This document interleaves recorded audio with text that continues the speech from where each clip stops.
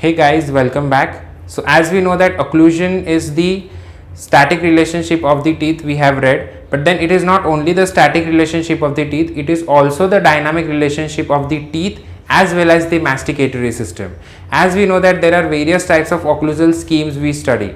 Among that, one of the most important type of occlusal scheme, that is canine guided occlusion, which we are going to study today. In this video we are going to study what is canine guided occlusion, what are the basics of canine guided occlusion, then why and because of which special characteristics the canine is the most preferred teeth.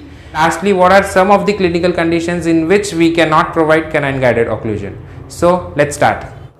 Though we know many type of occlusal schemes which we usually give in our fixed prosthodontic cases, so among that one of the most important type of occlusal scheme is canine guided occlusion, about which we are going to study today. So canine guided occlusion, it was basically proposed by Nagao, Shaw and D'Amico. So what is the basic of the canine guided occlusion? So now as we know that on laterotrusive movement, in case of canine guided occlusion, only the upper and lower canine contacts on the working side, but not on non-working side. On the non-working side there is totally absence of contact, not even canines nor the posterior. The upper and lower canine of the working side they contact. Because of this, all the posterior teeth they get disengaged of the right as well as left side. So because of this, the remaining dentition, it is protected from adverse torsional forces which falls over the posterior teeth, because as we know that the posterior teeth, those teeth are not that trained to bear the lateral forces. Those teeth are only trained to bear the vertical forces. This canine on the working side, they disengages the posterior teeth by contacting with each other, and because of this disengagement, the entire posterior teeth of right and left side, those are protected by the lateral forces, and the periodontium is protected because of the same. Now why canine is the most preferred tooth?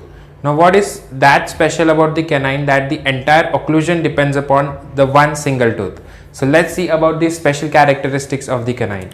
So first and foremost is, if we see anatomically, the canine has an adequate root length, and this provides the same with good crown root ratio, and as the crown root ratio is good and adequate, it becomes capable of tolerating high occlusal forces. So this is the first characteristic which makes canine special.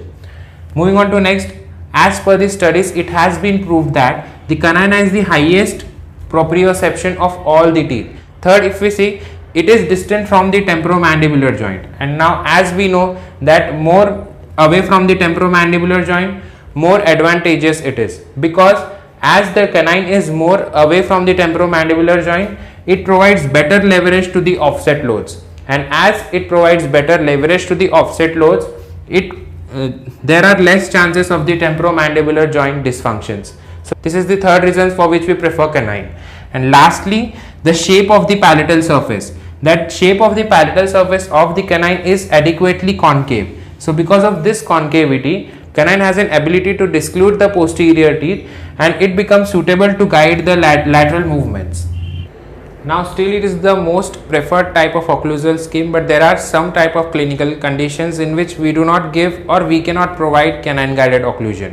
So what are those conditions? First and foremost is anterior open bite. Second is class 2 division 1 malocclusion, that is extreme type of class 2 malocclusion. Third is if the canine itself are periodontally compromised, so we cannot provide canine guided occlusion because canine itself are not strong to resist the occlusal forces.